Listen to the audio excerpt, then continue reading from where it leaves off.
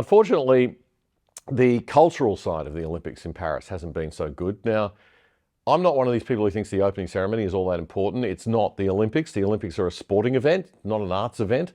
So calls to boycott or not watch the Olympics because of what organising committees might allow wacky artists to do with the opening ceremony is a little bit self-defeating, I think. But it was not pretty. These are some of the images that upset people. It was a drag queen fashion catwalk sequence featuring a group of drag queens dancing along a runway, posing in front of a central queen who had a DJ mixing desk in front of her. But it seems that the final scene was deliberately mimicking and ridiculing Leonardo da Vinci's 1498 painting, The Last Supper. Now, the Olympic organisers say no, it was clearly meant to be a feast of Bacchus, or Dionysus, who is the Greek god of wine-making, festivity, religious ecstasy, and theatre. And that is absolutely true to an extent. The guy in blue is clearly meant to be the Greek god Bacchus, or Dionysus. But let's have a look now at Leonardo da Vinci's Last Supper and the scene from the opening ceremony together. Well, it certainly looks like it, right? I mean, we could be reading into it. I mean, would any group of people in a line standing behind a table or stage like that with someone in the middle with a crown on sort of look like the Last Supper? Are we Christians being a bit hypersensitive like Muslims who take offence at any criticism of their religion? Should we be this sensitive? Well, one senior American Catholic scholar thinks we absolutely should. They said it was not a depiction of the Last Supper, but an ancient Greek party called a bacchanal, and that this is what it was portraying. Actually, if you go back and watch it, they portrayed both. First, these drag queens posed in what was almost perfect alignment with the 12 at the dinner table of the Last Supper. In fact, even the positions, the angles of the head, the arms being out were all almost identical if you see the pictures posted next to each other. So I don't know how you could deny that. It is true that after that, then they went into this promiscuous act of the party called the Bacchanal. And so they actually portrayed both the Last Supper first and then this promiscuous party. That's the Reverend Chris Aylar, an American Catholic scholar. Now, even if it wasn't depicting the Last Supper, that the idea of a drag queen segment of the opening ceremony is somehow appropriate at a family event like the Olympics, or that sexualizing a 10-year-old in the scene is okay, or a guy having what was claimed to be a wardrobe malfunction that saw his man parts pop out of his shorty shorts to say hello world. To say that is all de rigueur, just routine entertainment and not some salutation to the debauchery of modern culture, is a complete load of merd. Now, if this is true, all they are saying that it's had nothing to do with the Last Supper, here is your smoking gun. The woman or man, whatever, the person in the middle, I guess a woman because her name was Barbara Butch, that was portraying the Christ-like figure, admitted and had a post on her Instagram account, which has since been removed. And on her Instagram account had the Last Supper painting. So now if this is not about the Last Supper, why did the front and center character, this Barbara Butch, have on Instagram a painting of the Last Supper with the words, oh yes, the new gay testament? It has now been removed.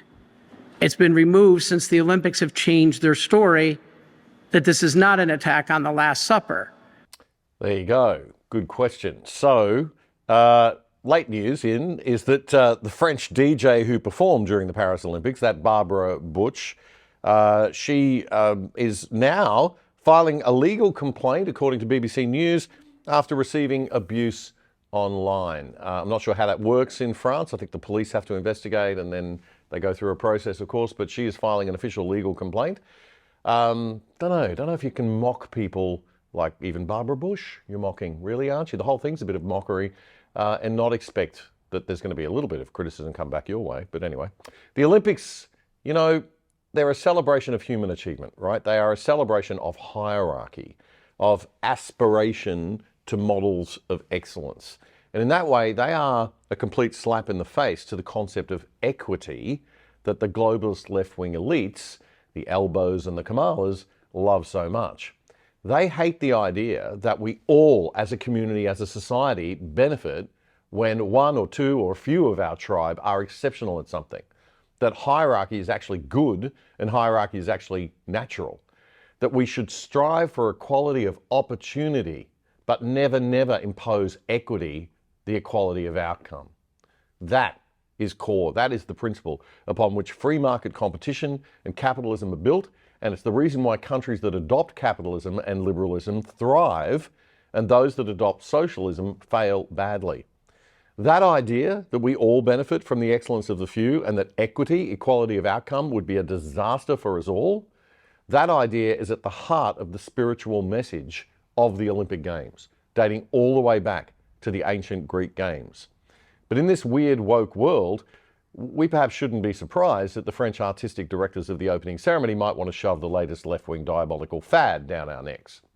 The nonsense of critical gender ideology, a poisonous idea that says people can choose their gender, not just their sexuality, but their gender, is the pinnacle, I think, of Western civilization's rejection of the idea of a divine creator whose creation should be, respected with a little bit of humility, even if you're not a religious person.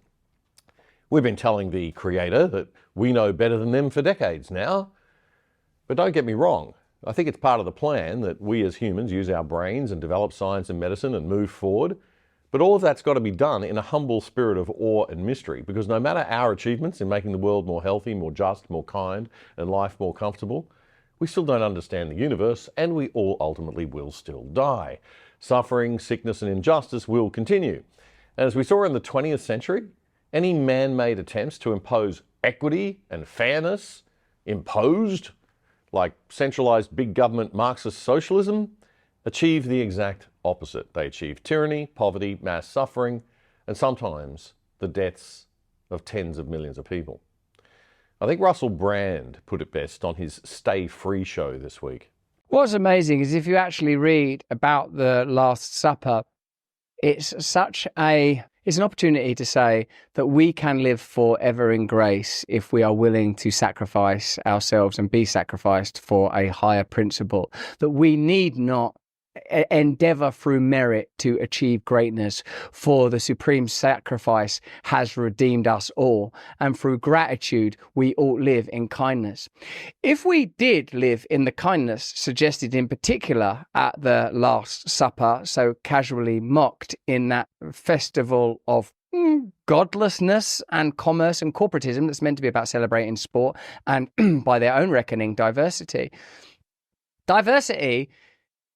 is the acceptance and love of other people, the acceptance that there is no tribunal but God that can judge others, that we are here to serve and love one another.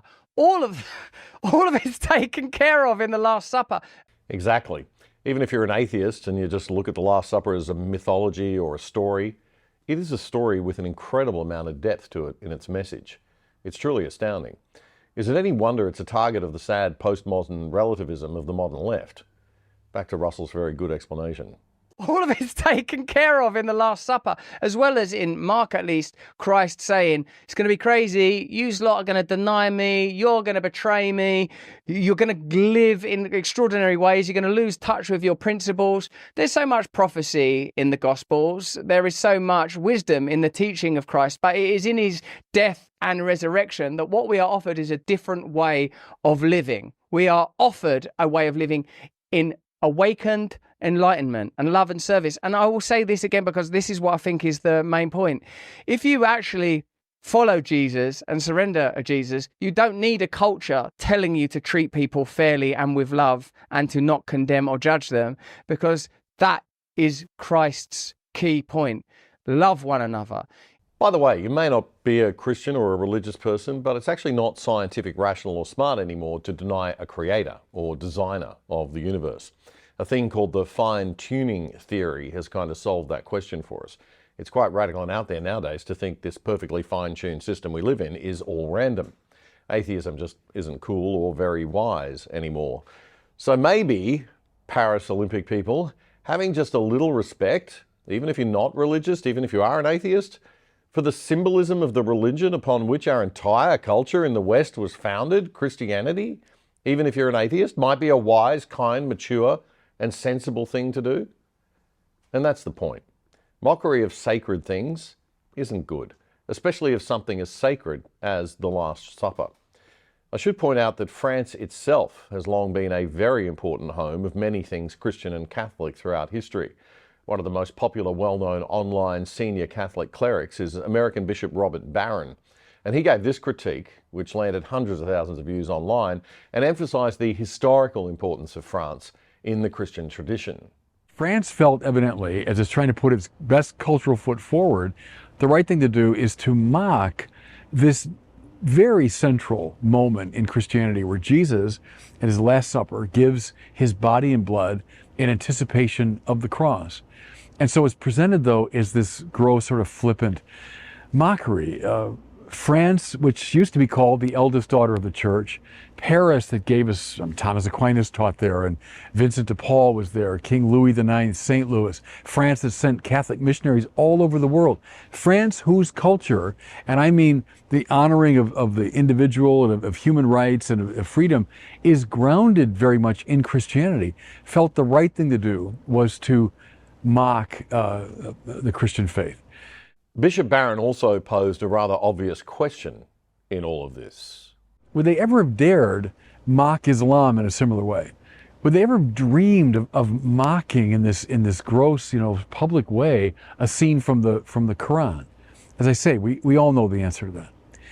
I think, folks, what's interesting here is this deeply secularist postmodern society knows who its enemy is. They're naming it.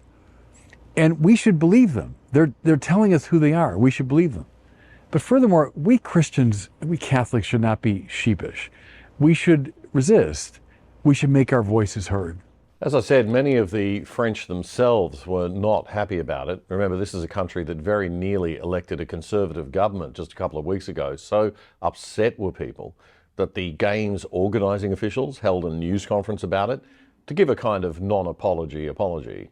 Clearly, there was never an intention to show disrespect to any religious group.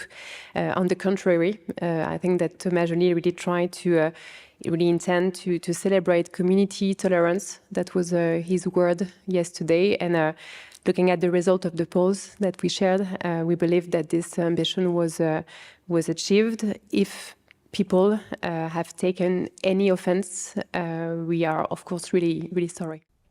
So much wrong with that as an apology, I don't know where to start.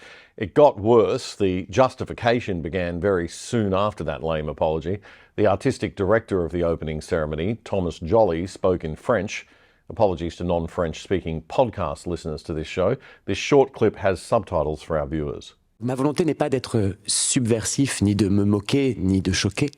Ma volonté est simplement de dire que nous sommes ce grand nous. En France, on a le droit de s'aimer comme on veut, avec qui on veut. En France, on a le droit de croire ou de ne pas croire. En France, on a le droit, on a beaucoup de droits, voilà.